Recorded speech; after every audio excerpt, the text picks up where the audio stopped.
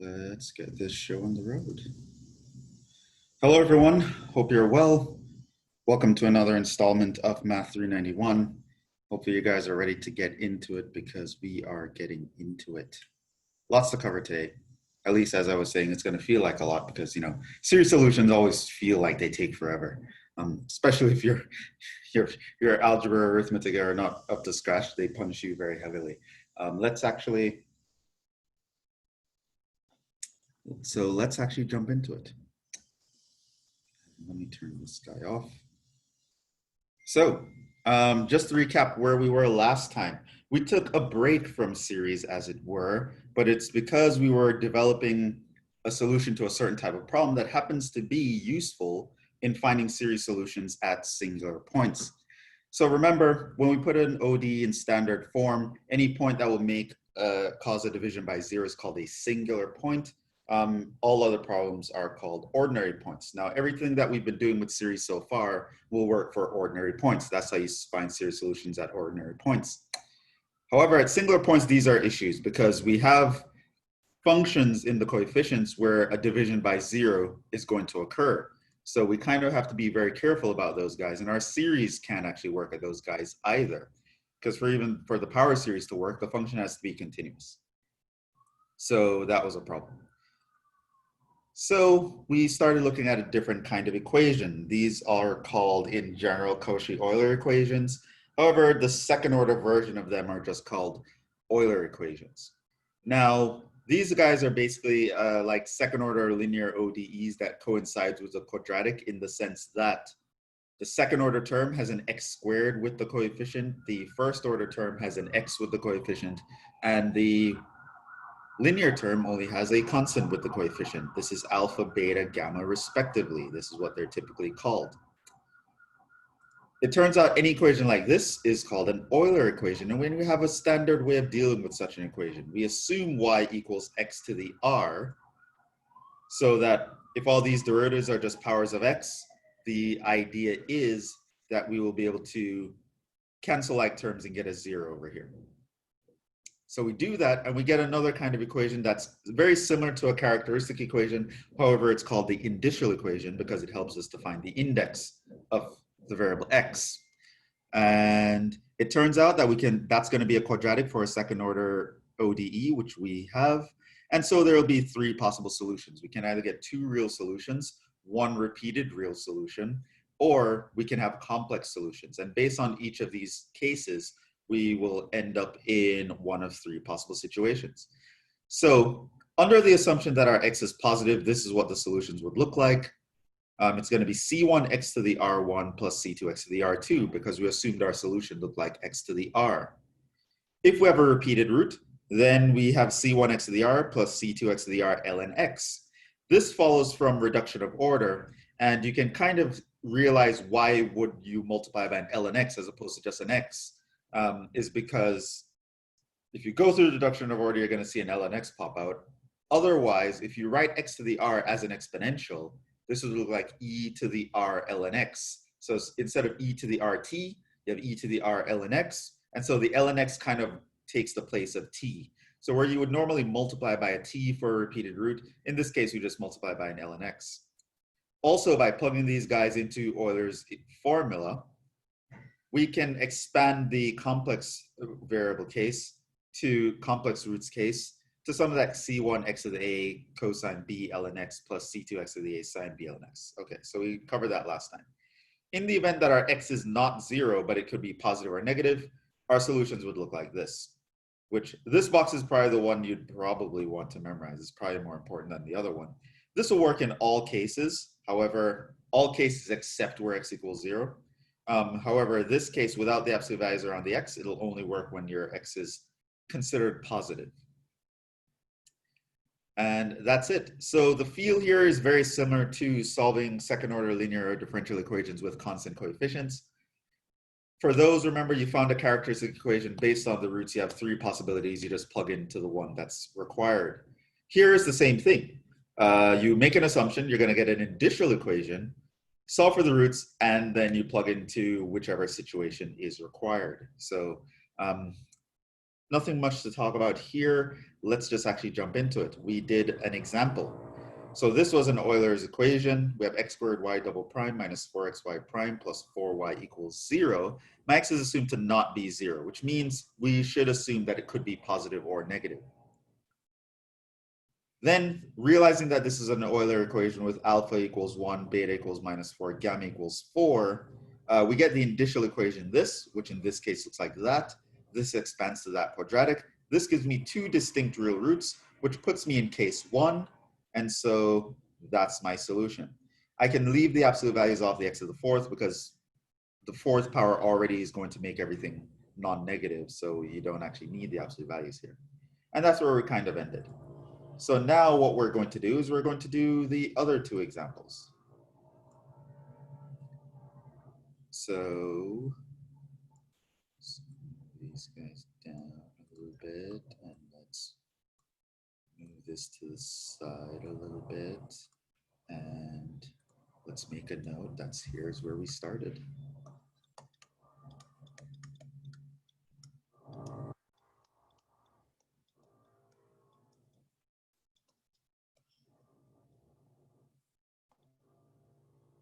Okay, so just to jump into it, we realize this is Euler, so we have the indicial equation. This means, someone tell me what the indicial equation is here.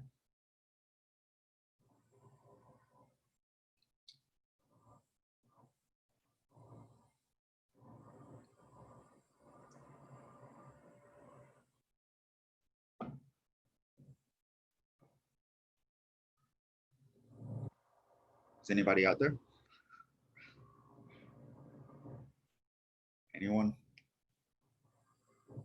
Euler. All right, we have a contestant.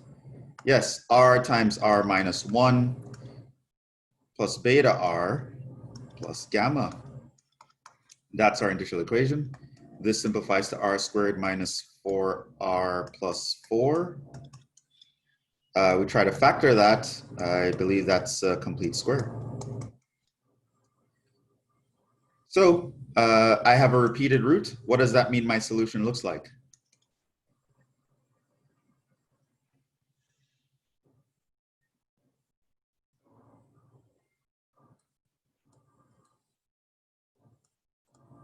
So here, right, you're in case 2. So this means that r versus 1 and 2 are 2. It's a repeated root. Case 2 tells us, no, it's not exponential.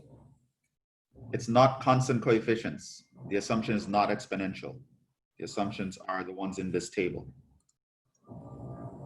Case 2 gives us this expression. Right, so it's not e to the 2t and t to the 2t. It's going to be c1 x to the 2 plus c2 x to the 2 ln x. And the absolute values around the x's aren't necessary, but you have the potential of getting it wrong if you don't have it, so let's just leave it.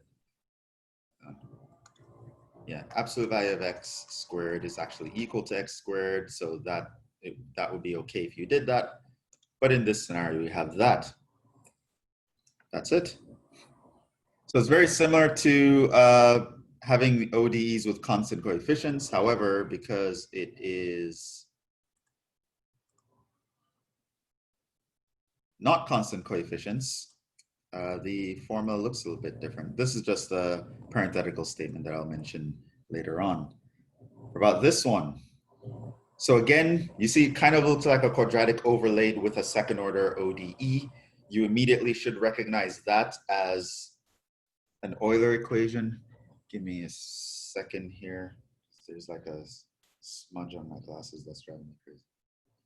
Clean this off.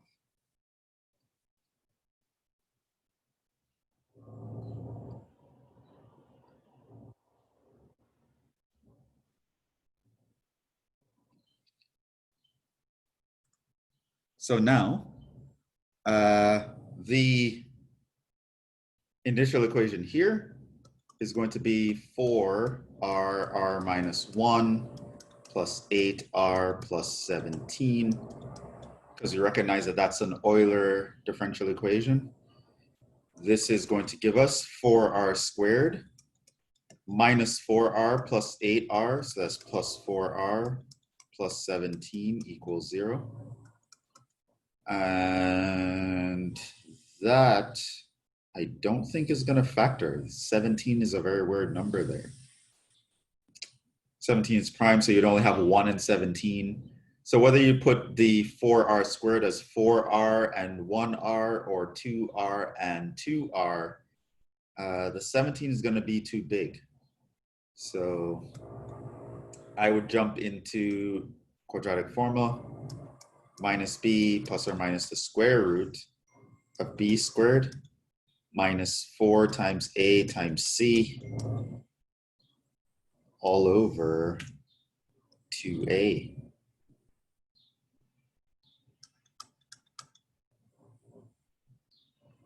So this leaves us with minus 4 plus or minus, factor of the common 16. I would get 4 on the outside and minus 16 on the inside. Over 2 times 4. So that is going to be minus a half. Now, of course, the minus 16, that's going to be 4i.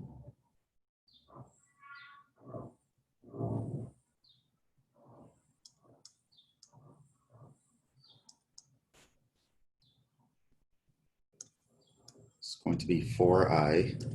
So I'm going to have minus 4 plus or minus 16i over 8. It's minus a half plus or minus 2i.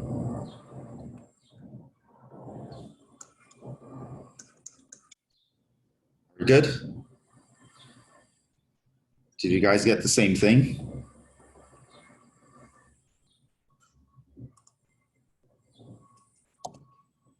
Okay, cool. So everything checks out so far.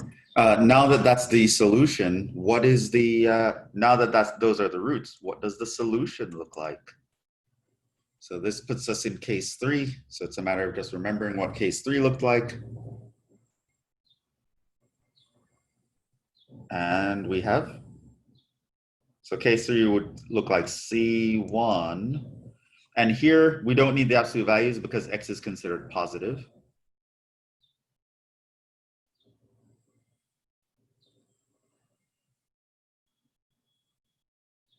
So what does it look like?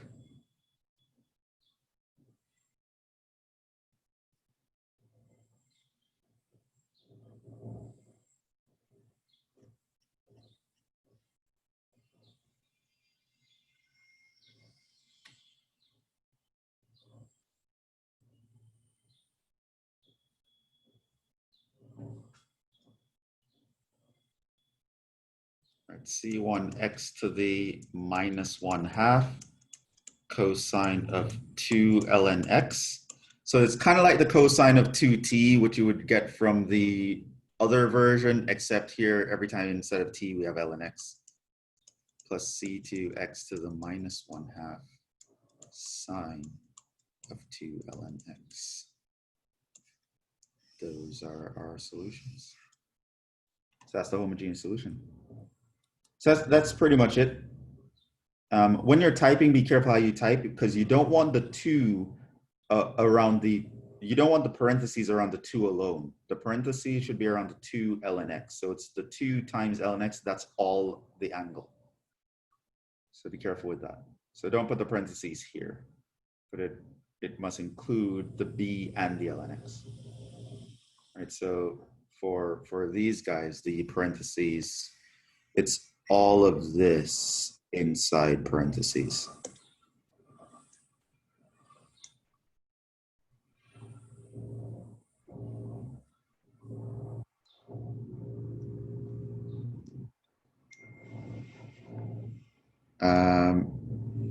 Take a picture of the chart. So this is probably the best chart here. So you can take a picture of that. That's what you need to remember. And if you know that you can always do this, you can always base on this chart. And you just know that if your x is positive, you have the option of not writing in the absolute values.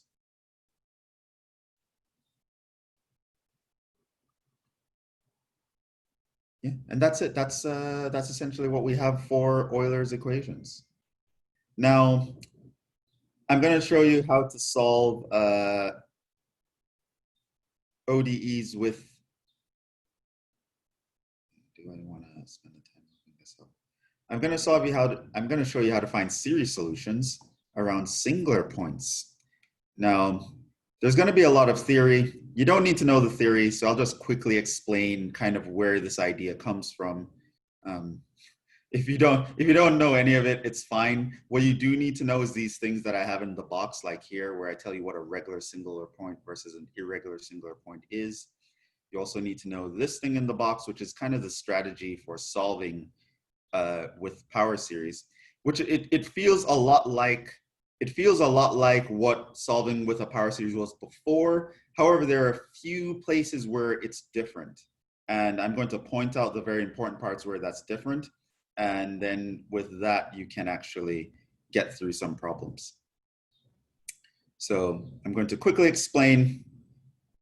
If you don't get the explanation, it's actually fine. What you do need to know, you need to know these things that I put in a box. That's what's going to be important. And just know the basic concepts around those things, and you'll be fine. You'll never have to derive why the solution is going to look the way I'm going to tell you that it looks.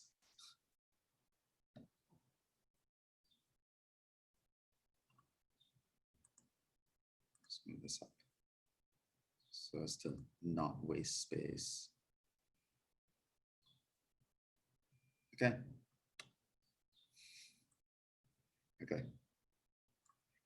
It sounds and looks worse than it is. So, all right. So remember the idea here, what you'll notice about the Euler equation is that x equals 0 is actually a singular point. So remember what a singular point is. If I go back up to the front, if you have p of x y double prime plus q of x y prime plus r of x y equals 0, any value that makes the p of x 0 is called a singular point. These guys are bad in the sense that if I divide through by p to put this in standard form, I could potentially divide by 0 when doing this. Any point where the p of x is not 0 for that value, it's just called an ordinary point, and I can do what I did before. Now, what you'll notice with an Euler equation is that x equals 0 is going to be a singular point. Notice that if I divided through by x squared to get this to be 1, I would have an over x here and an over x squared here. And when x equals 0, that's bad in the second and third terms. So knowing that Euler equations have x equals 0 as a singular point, and somehow we could find a solution there, now we're going to do what math people always try to do and say, well, if I know how to solve for a solution for this case when there's a singular point, maybe I can try to generalize that to solve for other cases where I have singular points. So things that might not exactly look like an Euler equation, but maybe something that's close enough. And so that's what we're going to figure out.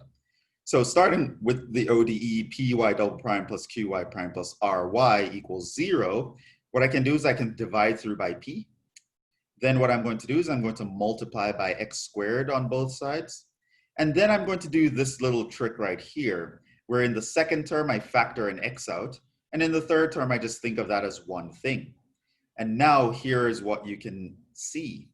If I sort of notice that this is almost Euler, except if I can think of this part here, think of that as like a beta, and think of this as like a gamma, and think of my alpha as being 1. It's like an Euler, but not quite.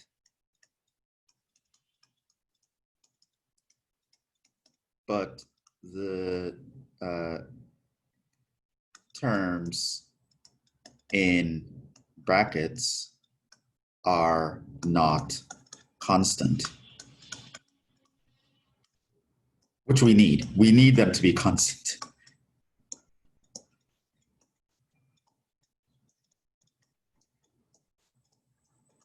So I have something with a non-constant coefficients. I divide through by p, multiply by x squared, and then group things that look like this. So now I'm grouping them so that they almost look like an Euler equation. And so here's what we do, which is what we are typically doing in this course, which the existence and uniqueness theorem actually tells us is okay. We're going to hope. We're going to guess and we're going to hope that there is a way to think of these guys as constants mathematically. How can we do that? Well, here's where we apply the power series.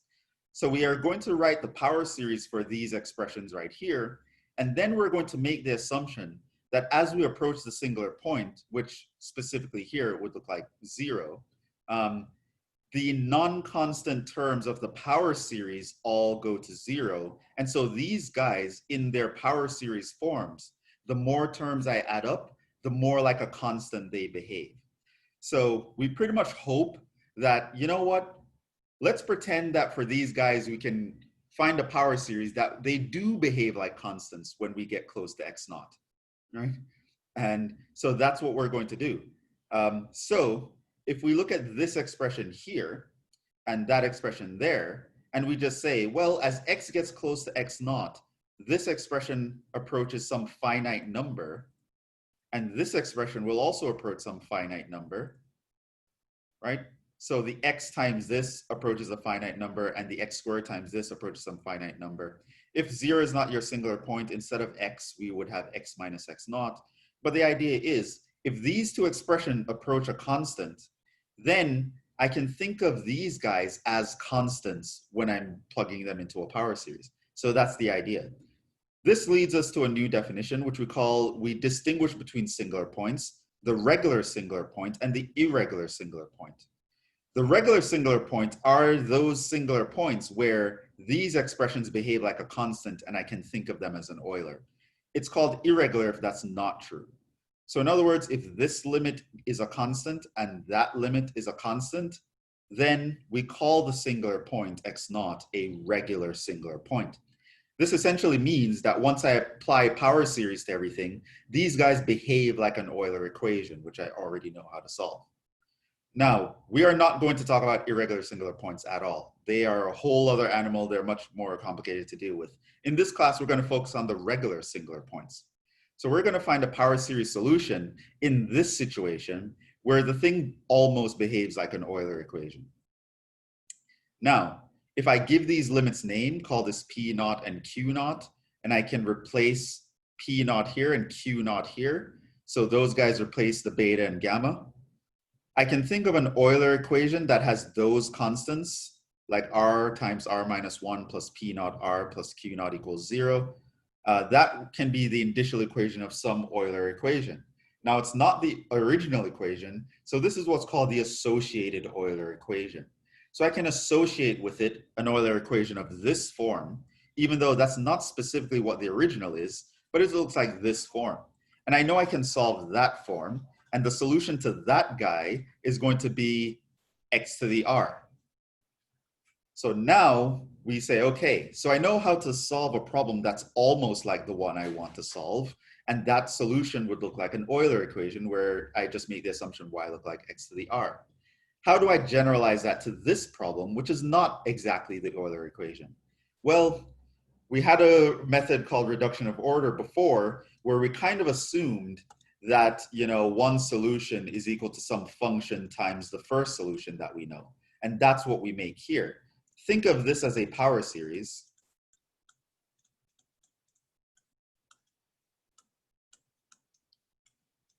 And the solution we want, we will assume is a power series times the solution we have. The solution we have is this guy, the guy that looks like x to the r. The solution we want is this entire thing. So I'm going to think of x to the r times a power series gives me the solution. I can multiply this guy in, and now you'll notice that the power gets bumped up to n plus r.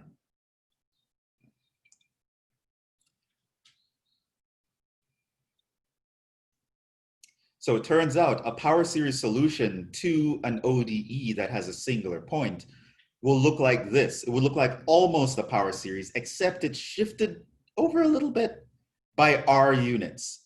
This is because we are thinking of it specifically as an Euler equation, and this little shift by the r, the solution to the associated Euler equation, will actually give us a power series solution. At least that's the assumption. And it turns out it works out. And once it actually works out, we're fine, because now the existence and uniqueness theorem tells us, hey, however you got to the solution, that's the solution. There's only one out there. So as long as you're in the interval where this solution can exist, it will be unique. And so we are good. And so this guessing game worked out. Now the general theory here is developed by a guy called Frobenius. It gets very complicated. How complicated? This box here is a statement of a theorem, which is not the theorem. It's not the proof of a theorem. This is literally just the statement. This is the fact that we know, the short condensed version of the facts that we can prove using this theory. So it's basically telling us if we're in this kind of situation, we can get a power series solution that looks like the form that I told you before.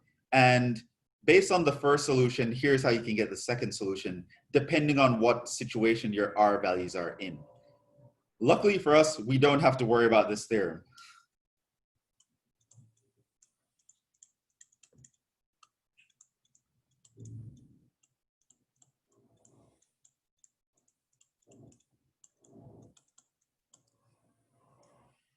Since for problems in this class, I'll always ask you about the solution for one of the R values. So you really don't care how the second R value behaves in relation to the first.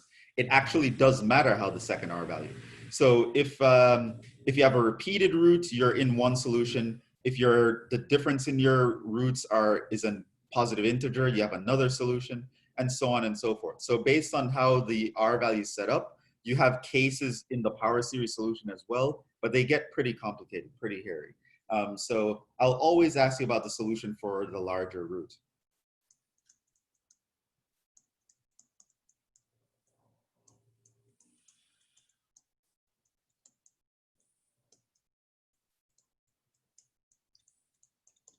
So you don't really need to know this theorem. I just pasted it there just for the sake of completeness. What you need to know is this table, right? So, and it's very similar to the other table I gave you guys for series. The difference is there are a few key differences. So given an ODE like this, where my x naught is a regular singular point, we can find a series solution through the following process. I will make this assumption. So it's almost like a power series, except instead of the power n, I have the power n plus r. Note the power. Now, because the power is n plus r, there are some consequences to this. It is no longer allowed for us to bump up the index when we take a derivative. So remember last class when we were doing derivatives of the power series, I could, instead of going from n equals 0, I could start from n equals 1, and then I could start from n equals 2. This was the case because when I took the derivative of a power series,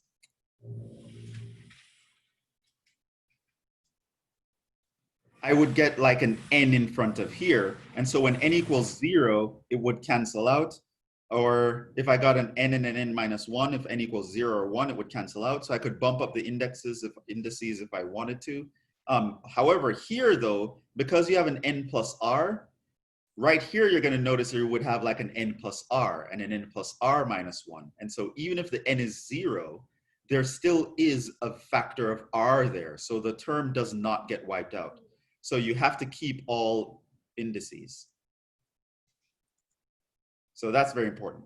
So if you're doing the version of the problem where you're paying attention to the indices, you cannot bump them up when you take derivatives. So that's the first major difference here. So we make a series solution assumption like this, but when I take derivatives, I am not allowed to change the index. If we're paying attention to the index, like I mentioned last class, you actually don't. You can assume the solution is a Laurent series, and then you never have to worry about where it starts. But if you're worrying about where it starts, Do not bump up the index. That's going to be very important. I'm also going to go through a problem where we're paying attention to the index because I want to draw something to your attention. But yeah, right now, you're going to shift your series to get all the powers to be n plus r, all that good stuff. And if necessary, evaluate terms so that the series all start at the same point, etc. Yes, that should be singular point. Thank you. Let me change that in the prep notes, preparatory notes.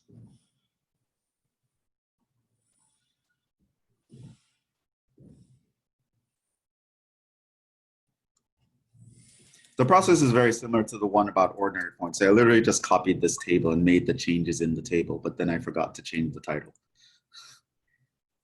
Okay. Thanks for that, Roberto. Okay. So now instead of the power being n, the power is going to be n plus r and blah, blah, blah. You go through the same thing. You will get a recursion formula. The recursion formula will have r in the formula. Now, in general, you will have two solutions for r. So you can have two different recursion formulas based on r. And based on how the r's relate to each other, the second recursion formula you might have to deal with differently from the first. However, like I said, you don't have to worry about that. You are just going to plug in the r that I tell you to worry about and use that as the recursion formula. We'll do an example. So your solution now is going to look like this, which if I factor the x minus x naught to the r, it just looks like a regular power series being multiplied by this term. And that's it. Okay, whew. Lots of theory, but in me going through these examples, you're going to hopefully get the important points. So let's actually do, before we do some series solution, let's figure out how to know that something is a regular singular point and how to actually find the roots of the associated Euler equation. So let's actually do that first. Then we're going to do some full problems. Like you see here, I have a past final problem. So we're going to do that.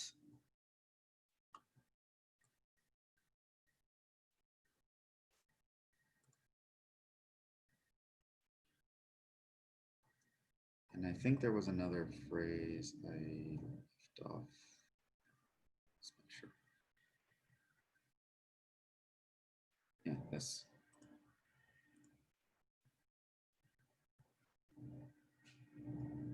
For some reason, seeing red text reminded me of that guy.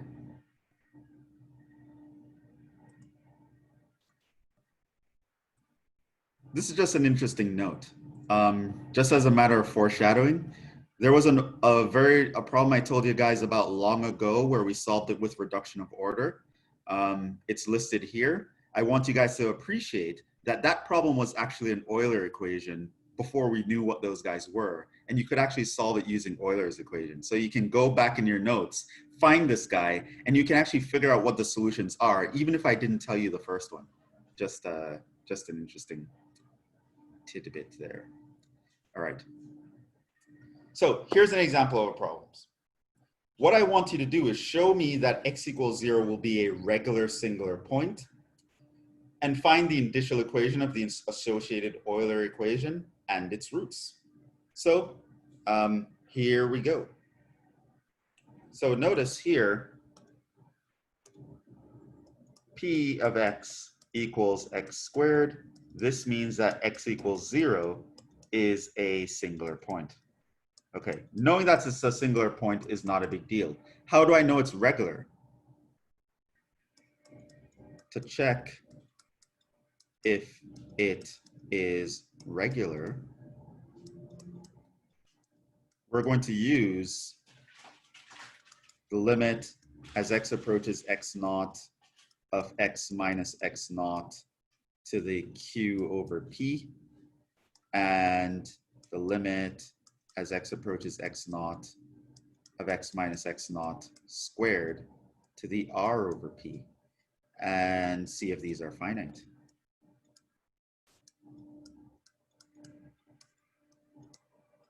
Both must be finite in order for it to be regular, right? Now, this is not something you would state in the problem. This is just something you should know that you should be doing. So I know x equals 0 is a singular point. Let's check if it's regular.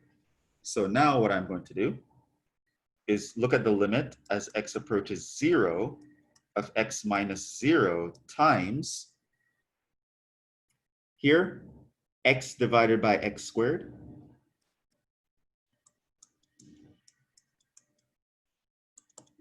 Notice that that is going to be the limit as x approaches 0 of x squared over x squared, which is 1, which is finite. So the limit exists and it is finite. So that guy checks out. Now I'm going to look at the limit x minus 0 squared times this guy over p. So that's going to be x squared minus 1 over 9 over x squared.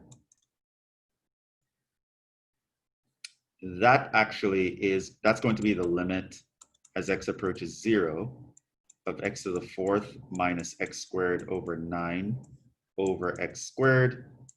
That's actually going to be 0 because I could factor out the x squared, I can cancel. In fact, I could cancel these guys right away. And that's going to be 0 minus 1/9.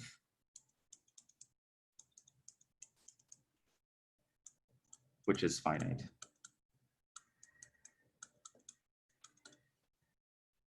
So that one checks out.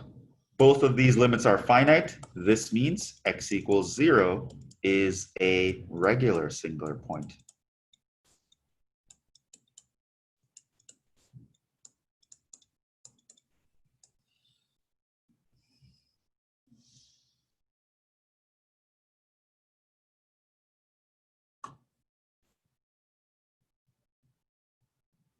Okay, all right, you got it. Okay. Now, what that means is if I call this number, P naught, and I call this number Q naught, then the indicial equation, or I should probably say the associated indicial equation,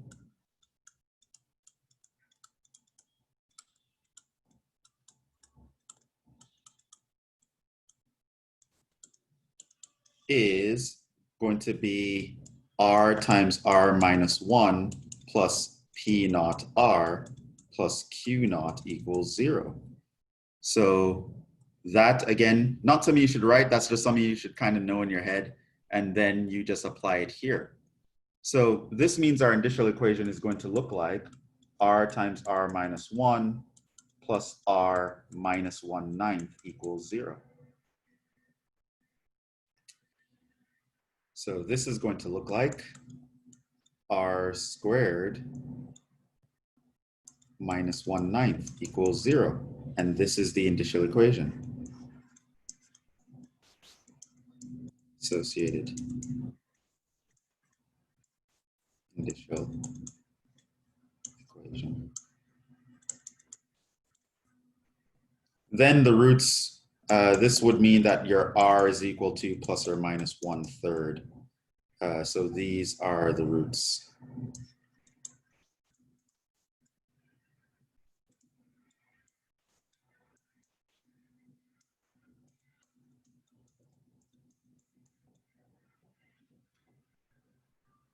And that's it.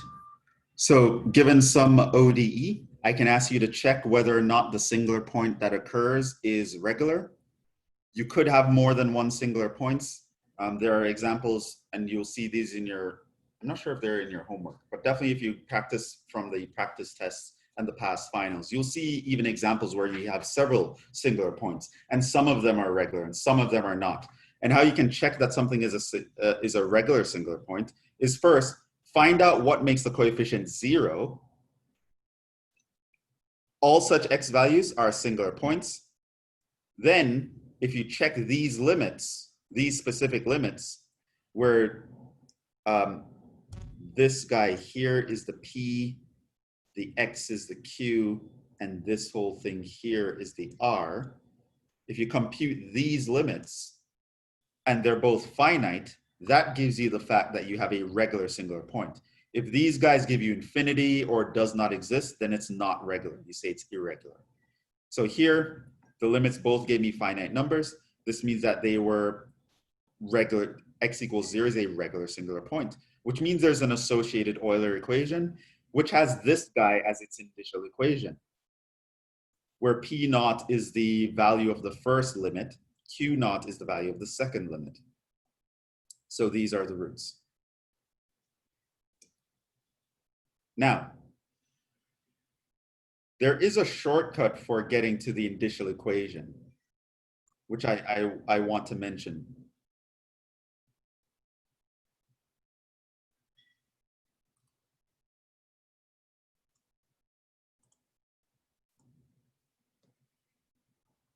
So theoretically, this is how you have to find the indicial equation. However, there are some shortcuts that you can have. So this is a shortcut for finding the indicial equation.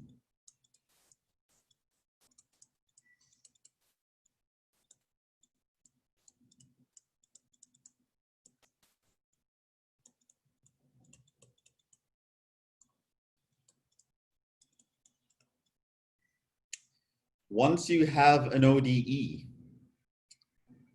and the first term, so make sure the first term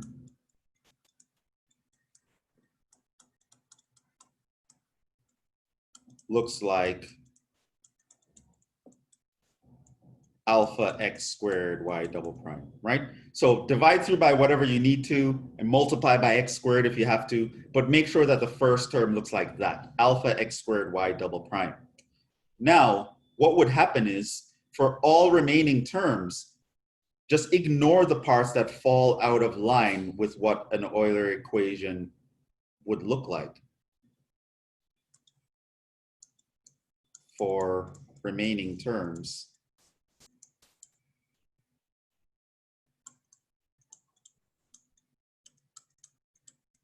Ignore the pieces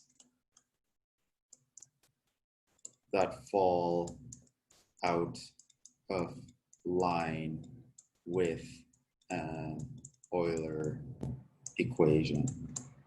So remember what an Euler equation is. An Euler equation looks like alpha x squared y double prime plus beta x y prime plus gamma y equals 0. In other words, the coefficient here should be a constant times x. So pretty much any part of your coefficient that's not a constant times x, just ignore it. The coefficient here should be a constant. In other words, any part of your coefficient that is not a constant, you ignore that. What does this actually look like? So let's say I have this equation. I want to find the associated indicial equation. Essentially, this guy here checks out. So here, this already looks like beta x with beta equals 1. All right.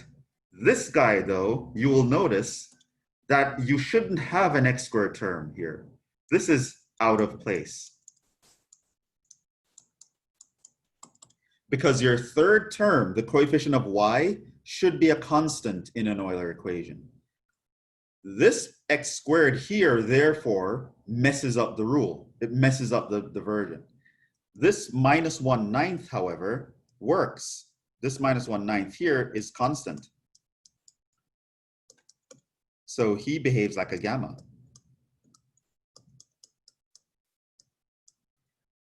So in other words, I would just take my alpha to be 1, my beta to be 1, and my gamma to be minus 1/9. And I literally just ignore the x squared that showed up. So this would lead me to alpha r times r minus 1 plus beta r plus gamma equals 0. And that leads to, well, r times r minus 1 plus r minus 1/9 equals 0. And now compare this to what we got before.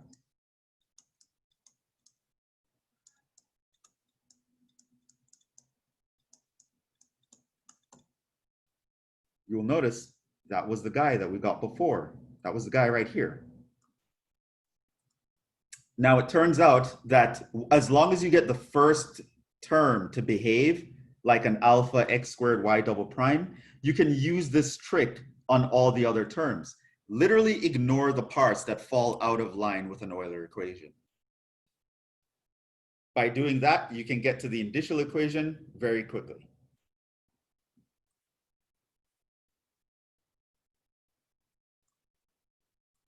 Well, it makes more sense because it's easier to do, but technically, from a theoretical perspective, it's not, it doesn't make more sense. But yeah, you literally just, because remember, at the end of the day, we want to pretend, we want to treat this as if it's an Euler equation. And so what I'm going to do, ignore the parts that don't behave like an Euler equation, and then use that as the associated Euler equation. Okay? Now, if you are asked specifically to check whether something is regular or irregular, you have to show this work. And theoretically, the idea is these are the numbers you are going to use in your indicial equation. However, you can figure out what those numbers are just by literally looking at the problem.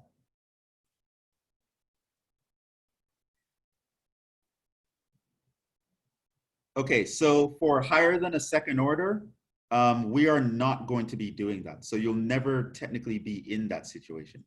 That being said, you would just have a larger polynomial to deal with. So instead of a quadratic, you might have a cubic or a quartic or something else. The process would be very similar. It's kind of like how when we did second order linear differential equations and higher order linear differential equations, the process was similar. You just had a larger polynomial to deal with. The same thing would happen here. But that's never a situation I'm going to ask you about. I'm never going to go higher than the second order Euler equation. However, if you went higher, then you'd have all these things counting down. So for example, for a third order, your equation would look like a constant times r minus 1 times r minus 2 plus a constant times r minus 1 plus a constant times r plus a constant. So you literally have all things counting down. If it was a fourth order, the first term would be a constant times r minus 1 times r minus 2 times r minus 3 plus a constant times r minus 1 times r minus 2 plus a constant times r minus 1 plus a constant times r plus a constant equals 0, right? So you'll kind of just build up that pattern.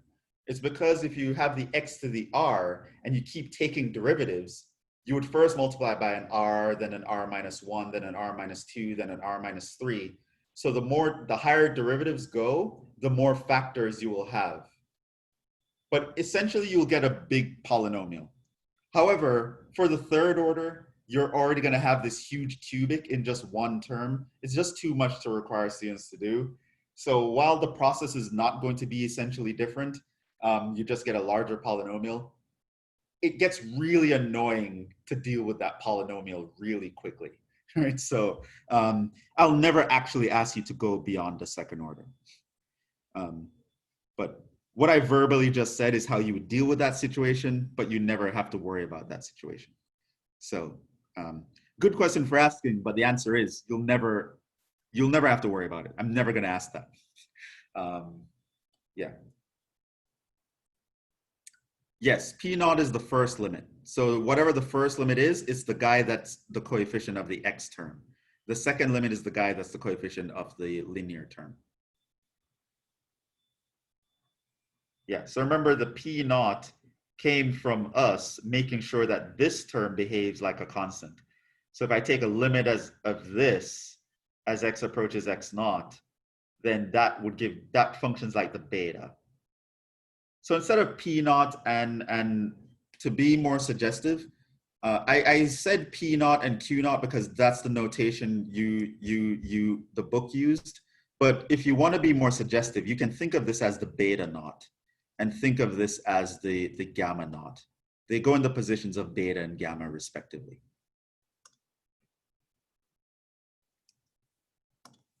So you can think of as that.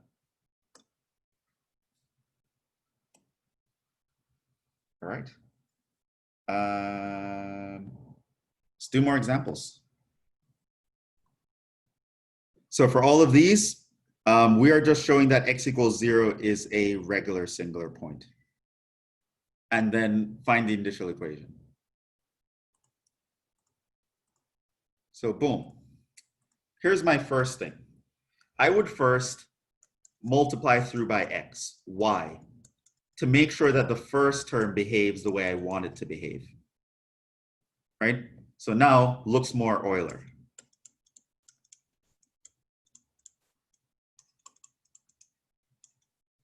By the way, I can immediately say what the indicial equation is going to look like. It's going to look like r times r minus 1 equals 0, because this term messes up the Euler.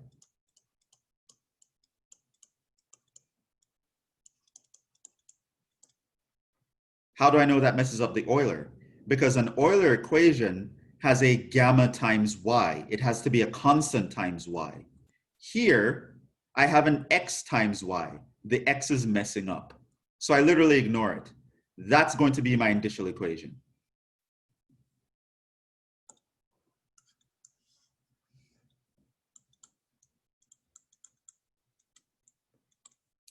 Which means the roots are 0 and 1.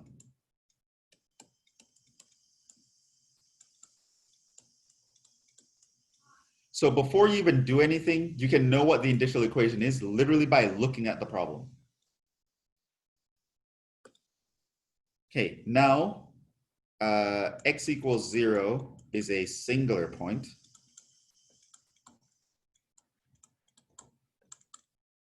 To check regular,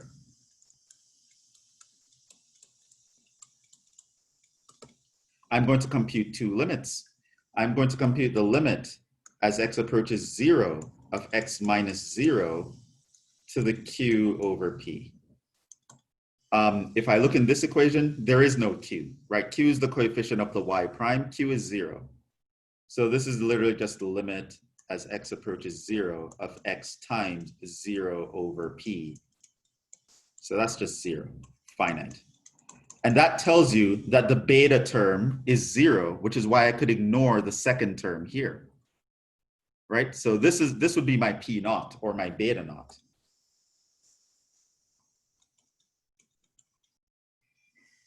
Then I can find this other limit as x approaches 0 of x minus 0 squared times r divided by p.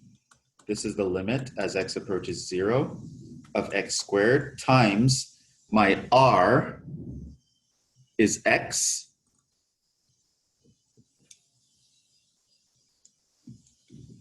and my p was x squared.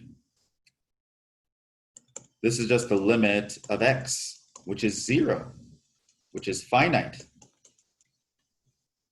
On top of that, I can figure out that my gamma of 0 is 0. So that's why instead of r times r minus 1 plus beta r plus gamma equals 0, I could ignore the beta term and I could ignore the gamma term because they were both 0. And you can go through these calculations to show that they're both 0. But by the shortcut that I just told you guys, you can literally look at it and know that they're 0 and then get the indicial equation. So x equals 0 is a regular singular point.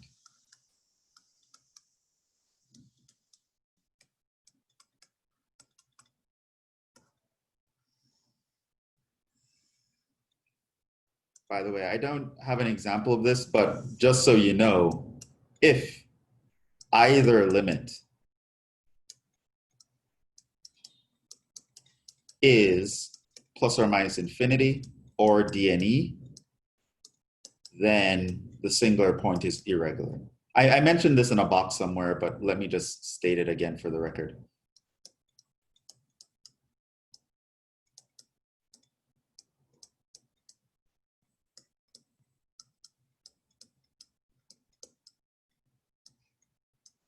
So a problem like this would literally be just me asking you whether it's regular or not. if you're in an irregular situation, I cannot ask you to go any further because we're not doing series solution for those guys.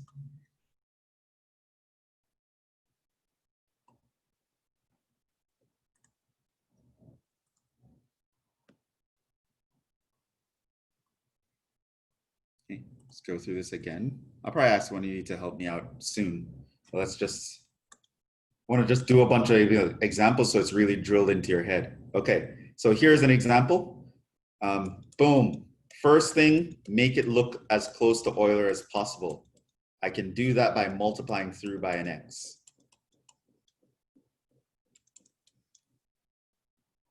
Now, I know two things. X equals 0 is a singular point.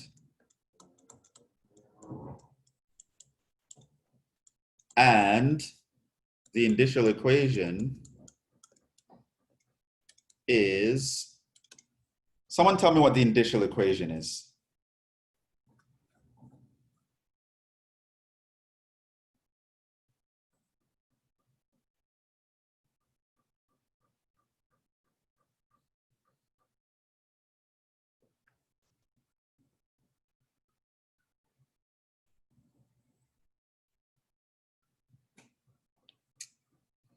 So it's 2r minus 1 plus r equals 0.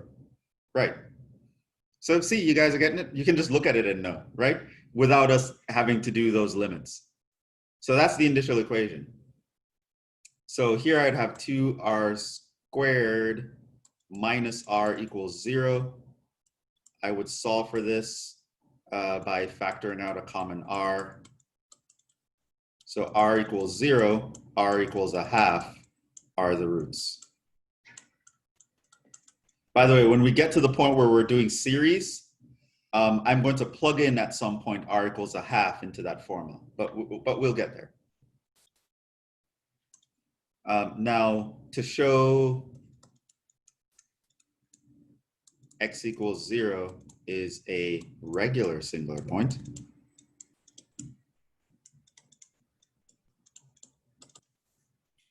I would find the limit as x approaches 0 of x minus 0 of q over p, and the limit as x approaches 0 of x minus 0 squared of r over p. So I go back, my q is x and my p is 2x squared. So this is the limit as x approaches 0 of x times x over 2x squared. This is equal to a half.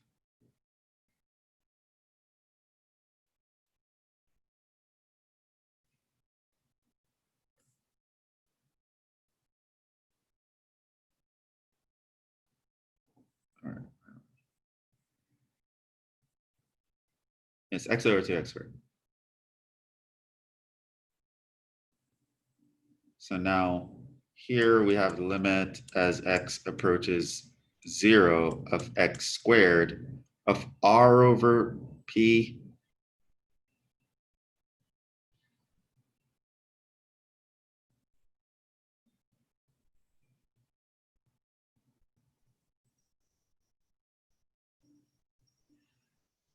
R I can take as x squared, and p is 2x squared.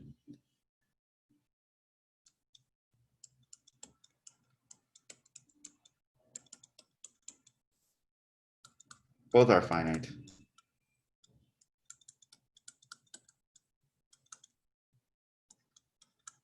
X equals 0 is regular.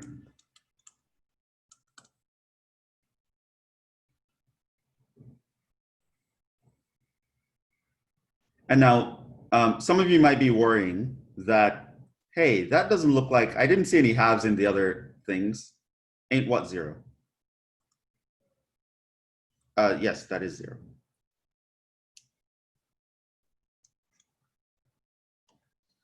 Now, some of you might be worrying, I don't see a half in the other thing. Well, just to convince you that the shortcut that I did work.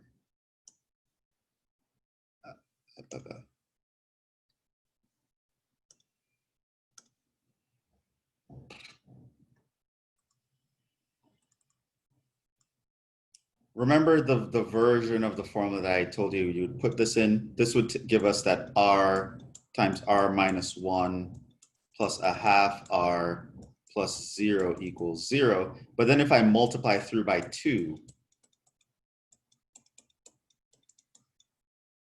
I get what we got before.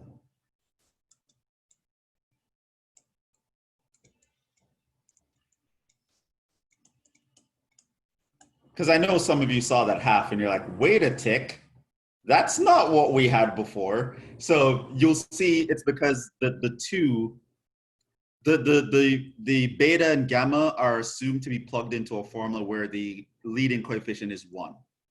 So trust me, just by assuming that, just ignoring all the terms that don't fit an Euler equation, you will always get the correct indicial equation. You never have to do that. Yeah.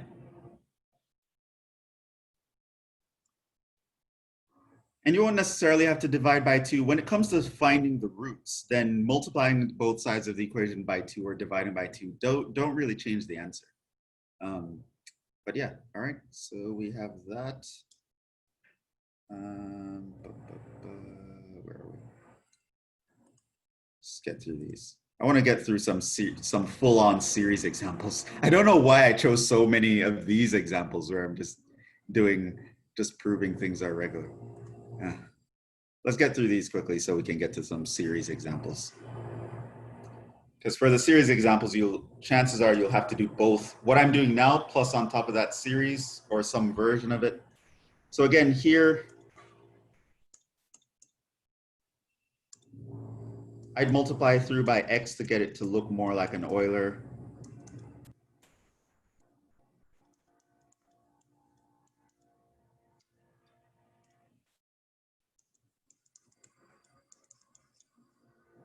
So notice that I would ignore this term in an Euler equation, ignore that term.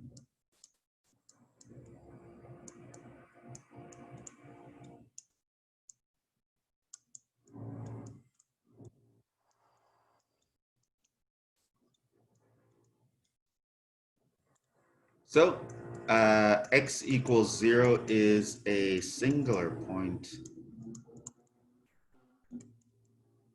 and the indicial equation is r times r minus 1 plus r equals 0. So this is just r squared equals 0. So get r equals 0, repeated root.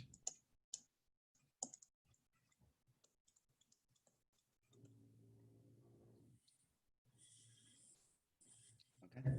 And then now to check, to show x equals 0 is regular, I'm going to find the limit as x approaches 0 of x minus 0 times q over p. This is going to be the limit as x approaches 0 of x times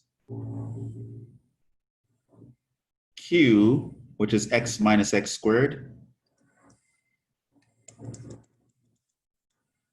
over p.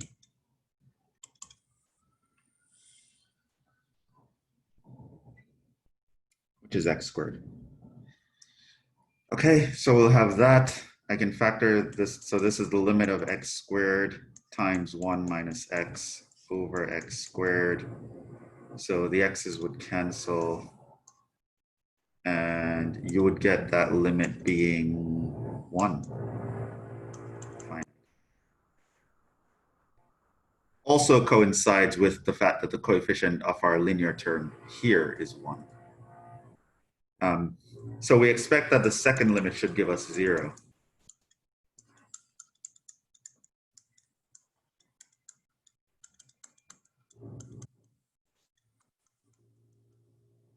I'm going to go to r, which here is minus x divided by x squared.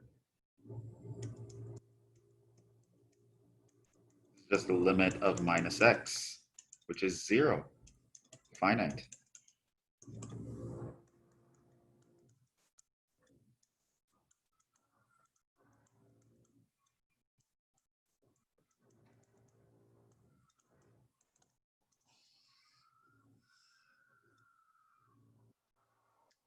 How for what?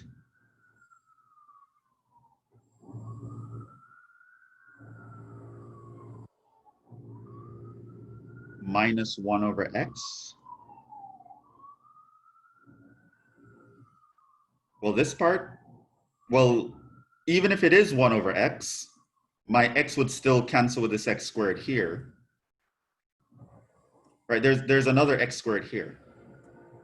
So even if I had the minus 1 over x, which you could simplify it, if I multiply that by x squared, I would still get minus x.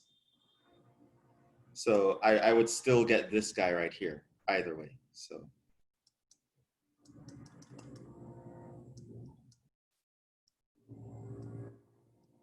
not worried about it.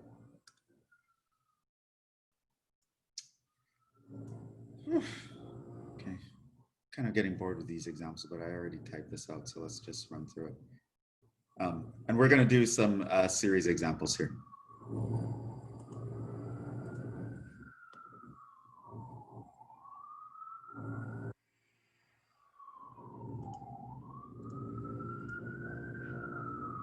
All right, so this already kind of looks like an Euler equation, so let's actually see it.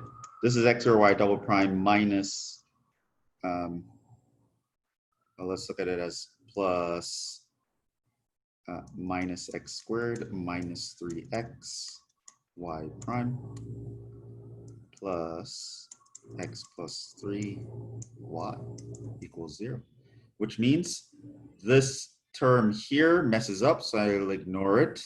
The x messes up here, so I'll ignore that.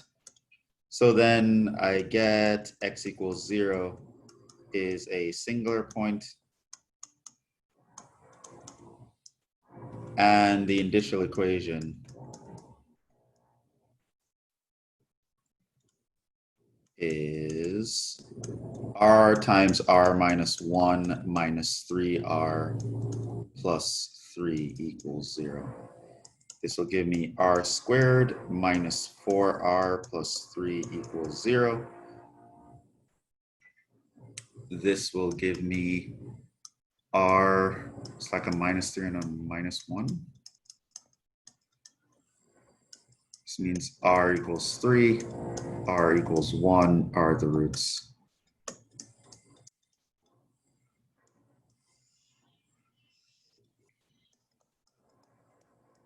So x equals 0 is a regular singular point.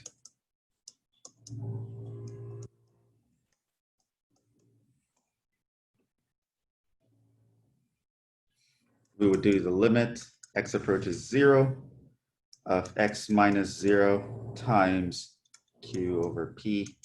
We'll also do the limit as x equals 0, x approaches 0, x minus 0 squared of r over p. Now, I expect the first limit to give me minus 3 as the answer and the second limit to give me plus 3 as the answer, but let's actually see. So this is minus x squared minus 3x all over x squared.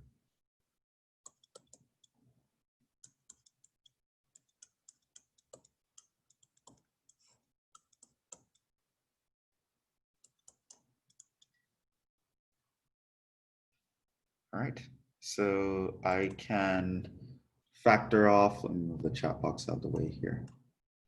I can factor off an x from the top, so I get x squared times minus x minus 3 over x squared.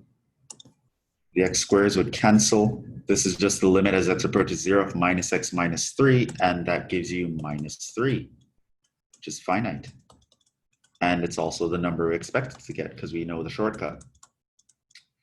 In this case, I would have x squared times my r is x plus 3 all over x squared.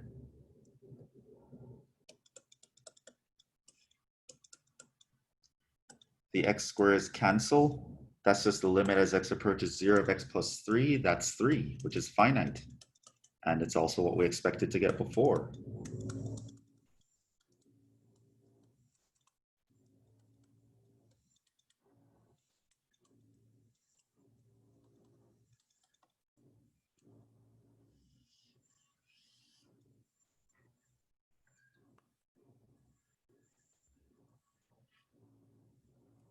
Right.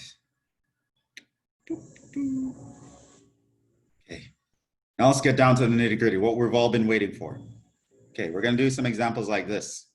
Do you want to do the final example first? Let's do this example first. It's shorter, so I'm going to do it in two ways. I'm going to show you the benefits of one way versus the other. Or not the benefits. I'm going to show you something that you should notice if you're paying attention to indices. I keep saying, like it's the plural of index is burned in my brain as it indexes. I don't know. It's like someone, fish versus fishes. It's always fish. Okay. For the following, x equals 0 is a regular singular point. Okay, so we're told it's a singular point. We don't have to prove it's a singular point. Okay, great. Oh, no, it did say show. Show that x equals 0 is a regular singular point. I believe we already showed that for this example. Yeah, example B. I'm not going to do it again. So this part already did for this example. Already did example B above. Okay, so show that it's a regular singular point. We already did that. You know how to do that. I did way too many examples of that, I feel like. Just like way too many examples of doing exactly the same thing. But hopefully that helps someone. It burned into their brain where it otherwise wouldn't have. Find a power series solution corresponding to the larger root of the indicial equation. So here we have x squared y double prime plus xy equals 0, which means our indicial equation, we already did this, but let's do it again for good measure. It looks like r times r minus 1 equals 0, r equals 0, r equals 1. So that guy's the larger root.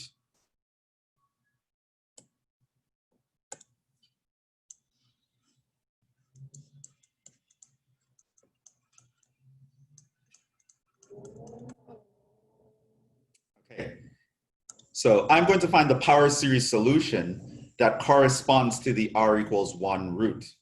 Okay, so let's see how this will actually look. Now, first we'll do it paying attention to index. First,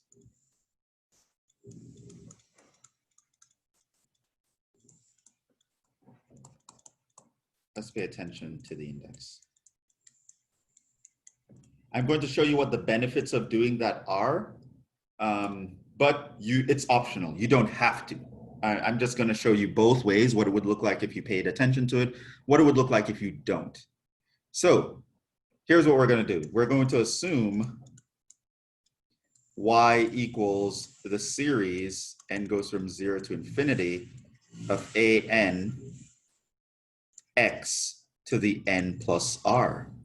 Notice that this means, and you don't have to write this down every time, but notice that this means y prime would be n equals 0 to infinity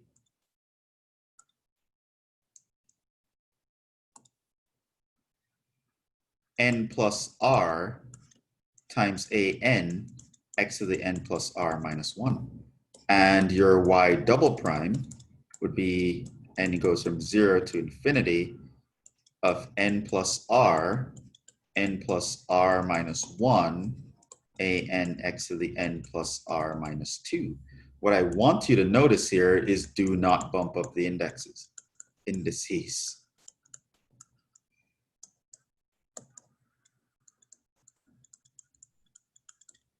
Notice here, even though I took a derivative, I kept this at 0.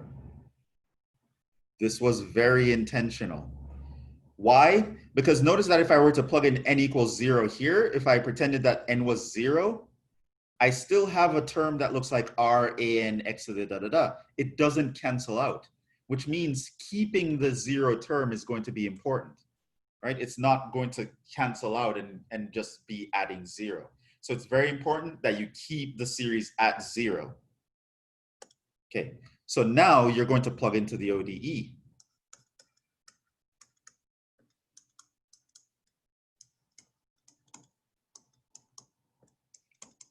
I like plugging into the Euler version better. There are a couple reasons for this. One is instead of treating it as xy double prime plus y equals 0, I'm going to think of this as the new equation.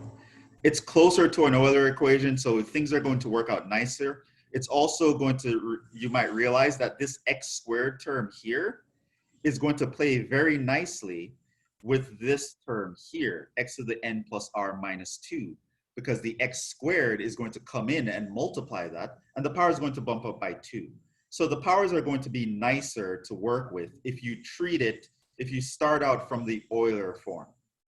So it's one thing that's optional, but it's worth it to me. So I would use this form.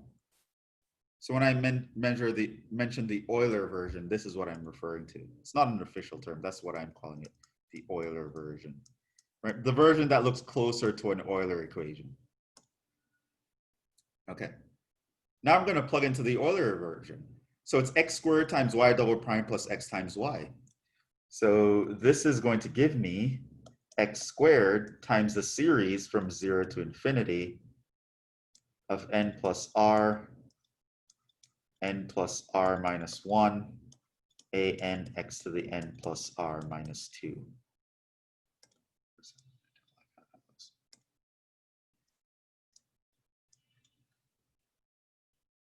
Plus x times the series a n x to the n plus r.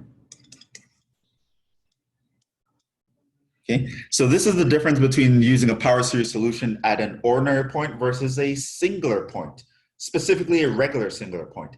You kind of do the same power series idea, except the power is now assumed to be n plus r instead of just n.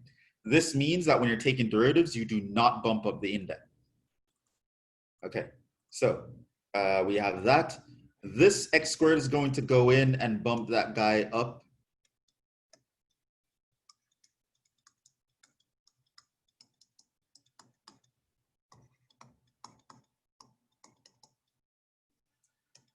This guy is also going to go in and bump that guy up.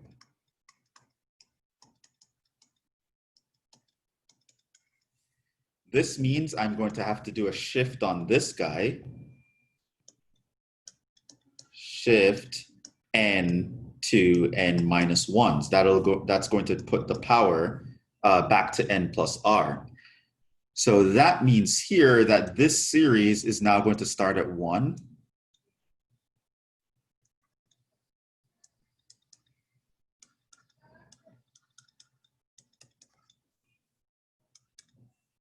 Leaving me with this series right here.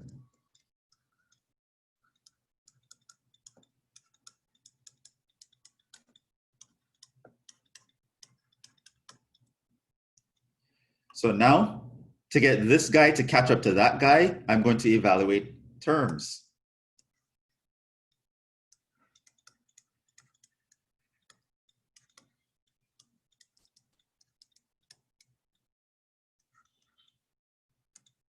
This means if I plug in n equals 0, I would get r times r minus 1, a0, x to the r. And then everything else will stay the same. Plus, now I can combine everyone into a series starting at 1.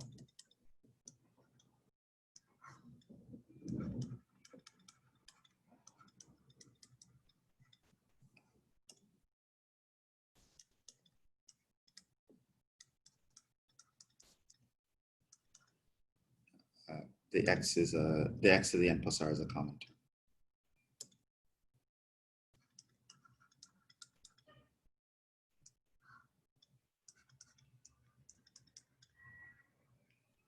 Chat box is in the way. Let me move that.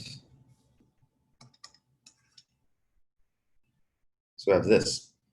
So we have this. We know the next step. Here's what I want to point your attention to. You see the guy here? In the terms that you evaluate, the coefficients.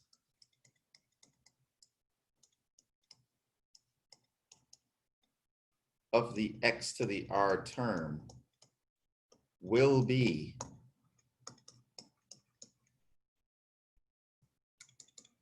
you might notice what that is.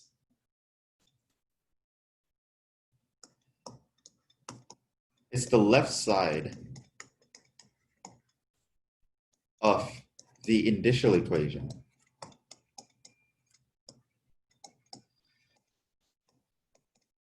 So this is another check. A lot of people, they go through the series solution and they figure out what the indicial equation should be based on how the power series solutions pan out. For a singular point, for a power series solution at a singular point, around a singular point, you're always going to have to evaluate some terms. And if you group all those terms and find the coefficient of the x to the r, setting that equal to 0 will always give you the left side of your indicial equation. And so by paying attention to the index or the indices, it allows you to do a double check for your indicial equation. And it can be just a double check that you did the work correctly. So even before starting the problem, I knew that that was my indicial equation, that this was the left side of my indicial equation. Look for this later.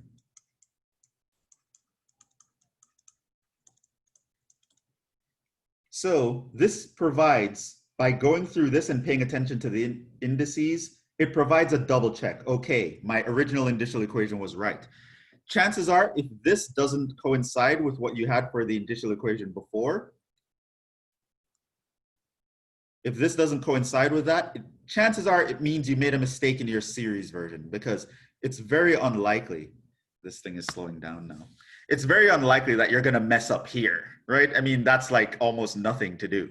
It's very unlikely, so chances are you're gonna have the right indicial equation here, which means if you go through the series version and you don't get your indicial equation back, you made a mistake in the series calculations, right? So paying attention to the indicial equation, paying attention to the indices can help provide another check for your indicial equation and making sure that you're actually calculating things right. And this is probably the only benefit I see to paying attention to the indices. But other than that, we would otherwise proceed as normal. You're going to set the coefficient equal to 0.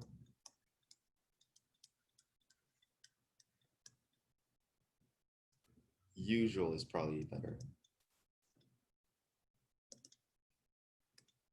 So I'm going to set this equal to 0.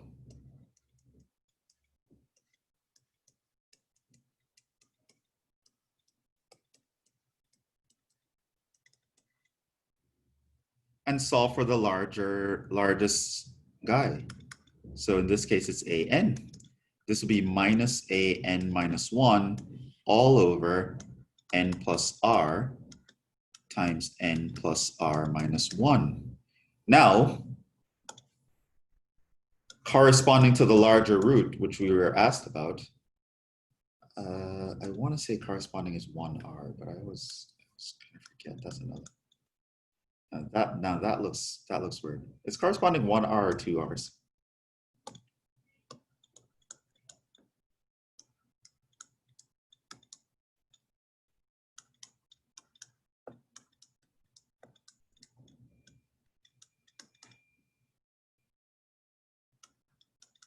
Was r equals 1, I believe, was our larger root. So I'm literally going to go here and plug in r equals 1.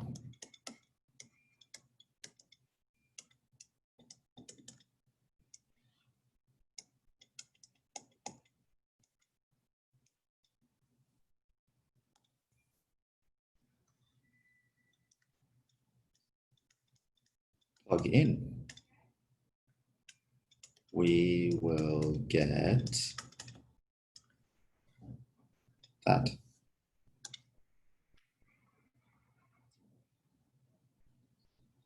Yeah, 3 words: corresponding, corollary, and guarantee.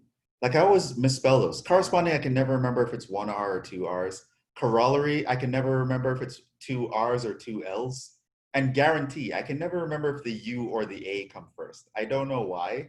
It's just like my whole life. That's the struggle. The struggle is real. Like that's just like my brain just decided, nope, not gonna remember this fact. And you know what? I'm gonna cause you to say indexes instead of indices just to keep you humble. Sit down, be humble. First world problems, exactly. First world problems, I'm just worried about being grammatically correct because I don't want to be shunned on the internet. And people are like, let's cancel Jhevon. He doesn't know how to spell corresponding. Okay. So that would be our indicial, our equation, recursive formula.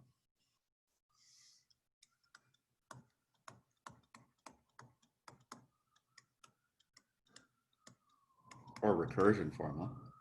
And so, yeah, I'm just going to go in and find these guys. So my A0 is going to be just itself. A1.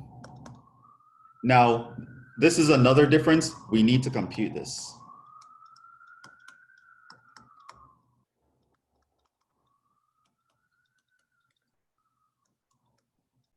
The other initial condition is applied to the other R value.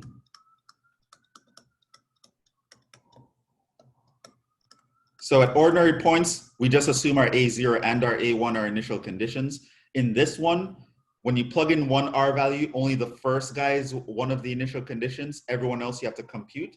Then when you plug in the second R value, you use the second initial condition as the first term, and then you compute everyone else.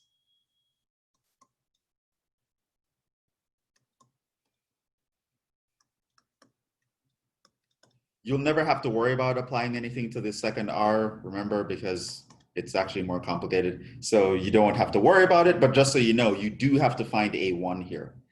A1 is going to be equal to minus A0 over, because that's when I plug in n equals, it's not compute, no, because that would be plugging n equals 0. That doesn't make sense. No, A1 plug in n equals 1, sorry. So that would be A2. Then you can compute A2. That would be when you plug in n equals 2.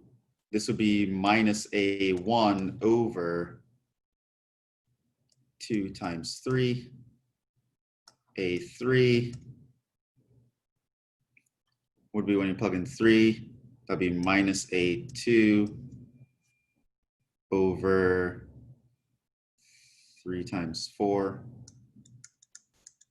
Anyway, the A1, of course, you're going to rewrite this in terms of A0. So this would be positive A0 over 4 times 3. This guy, you would plug in a negative A0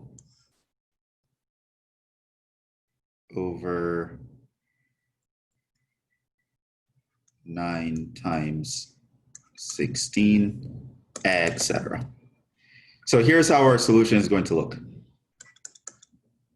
Our y was assumed to be the series of an x to the n plus r. What I can think of this as is x to the r times the series of an x to the n. This means I can look like x to the r times a0 plus a1x plus a2x squared plus a3x cubed plus dot dot dot. And this is what the last part of the box I mentioned up here would look like.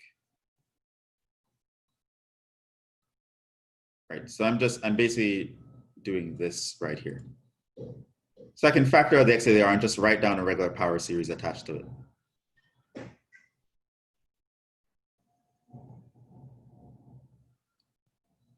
So that's what that's going to look like. So this is in fact x to the 1, because my r was 1, a0. A1 was a0 over 2. minus A0 over 2. A2 is A0 over 12.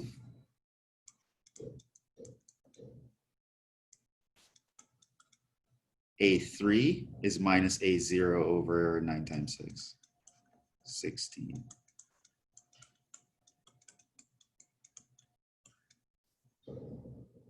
And so that's, this is actually just one of the solutions, y1. The other solution comes from the other r value, which you won't have to worry about the other solution. We're going to ask you about it, because you have to go through a very complicated theorem to know how to choose the other r value, which at the moment is above our pay grade.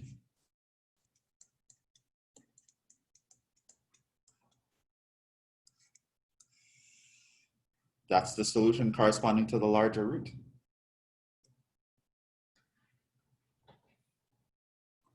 Okay, so that's what a series solution at a singular point would look like. That's actually the solution. Given this guy, if I want to find a power series solution centered at 0, I would notice that, oh my God, 0 is a singular point. Then I can do this check and say, oh, it's fine. It's a regular singular point, which means I can kind of think of it as some sort of pseudo Euler equation. That means if I find the indicial equation and get those roots, I can use them in this kind of power series representation of the solution. And then I plug that in, hack away at the series solution, which we have a lot of practice with. The difference is do not bump up the indices when you take derivatives. Paying attention to the index is important. Well, not important. It's useful because if you do that and you evaluate terms to get all the indices to behave well with each other, you will actually regenerate your indicial equation, right? Then you go find your recursion formula as usual. You will plug in the larger root. Usually that's the nice one. You just plug in the larger root, compute this recurrence relation. Then you write out what the solution would look like. It's going to look like x to the r times the power series. And that is going to be one of your two linearly independent solutions.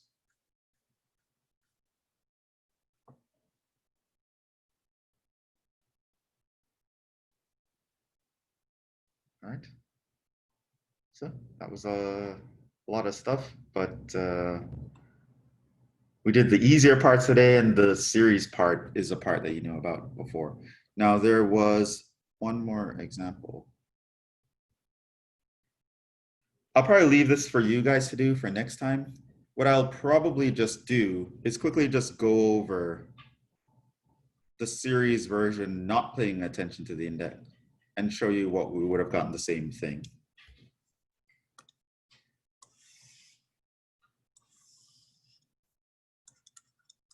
If we did not pay attention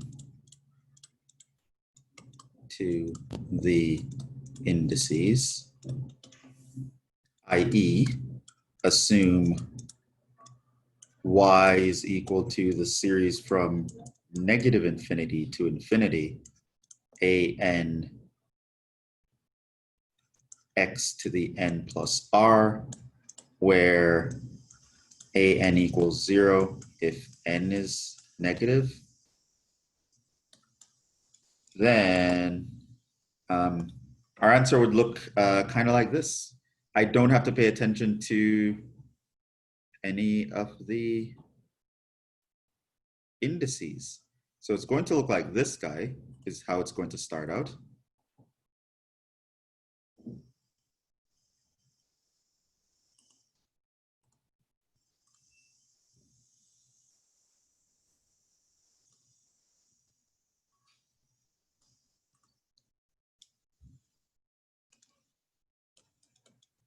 Where I'm not even going to write anything on these sigmas because it really doesn't matter. I know in my head it's always negative infinity to infinity. then it's going to look like this big sigma n plus r minus 1 a n x to the n plus r plus big sigma a n x to the n plus r plus 1. Then I can shift this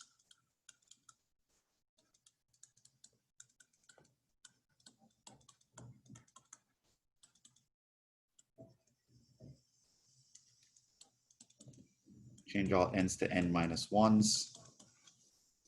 Then I can combine into one big series right away.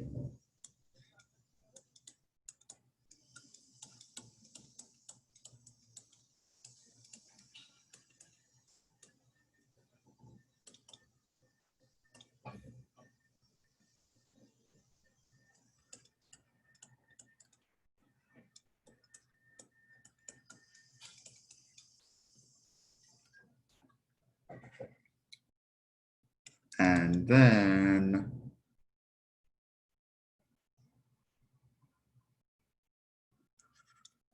an would be minus an minus 1 over n plus r times n plus r minus 1.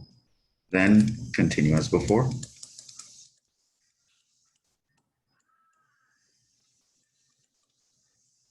And you won't have to worry about evaluating terms and all that stuff. So you won't have to worry about shifting and where it's going to start and evaluate some terms and all that stuff. So you can actually get through the problem a little bit quicker. You won't have the extra check to make sure that you're actually simplifying all the series correctly. But that's an option. That would have been fine.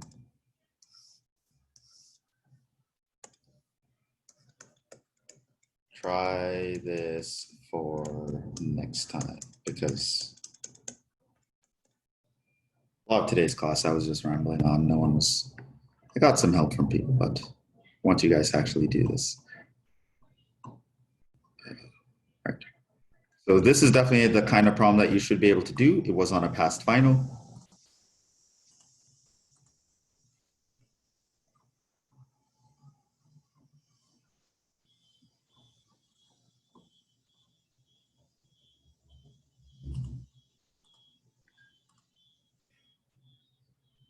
So we'll stop there. We'll pick up with this next time.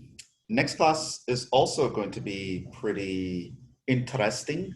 We're going to do Laplace transforms next time. So next time we're going to start the class by going through this example. Then we are going to go directly into Laplace transforms. And we're in the final leg of it. So the goal here is Tuesday we cover Laplace transforms. Wednesday we cover Fourier series. And Friday we cover the heat equation. And that's it. That's where we're going to finish with. Thursday we cover the heat equation. Well, all remaining homeworks I made them do on the 18th. I think I updated the homework deadline. Someone mentioned it yesterday and I updated it. So all of them are due on the 18th now. All extra homework due on the 18th. Our test is on the 17th. Regrade request still not done, but I know I have to get them done.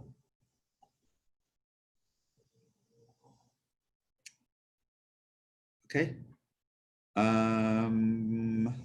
And we are going to wrap up there. So hopefully that was fun, and you got everything. Practice that problem. It will be in the PDF, which of the notes that I just took, which will be in the video description once it is posted. That being said, have a great rest of your day. I will see you guys on Tuesday. So next week you have the exam, so there's no quiz next week. All right, so there's no quiz. Okay, I hear your intro. There's no quiz next week when we have a test. So next week, the only testing that you have is the test. So Tuesday, we're going to run right into this example and then do Laplace transforms and continue. I don't give you quizzes and tests on the same week. All right. It's been fun. I will talk to you guys later. Enjoy the rest of your day. Be safe, everybody. And yes, there will only be an exam, not a quiz.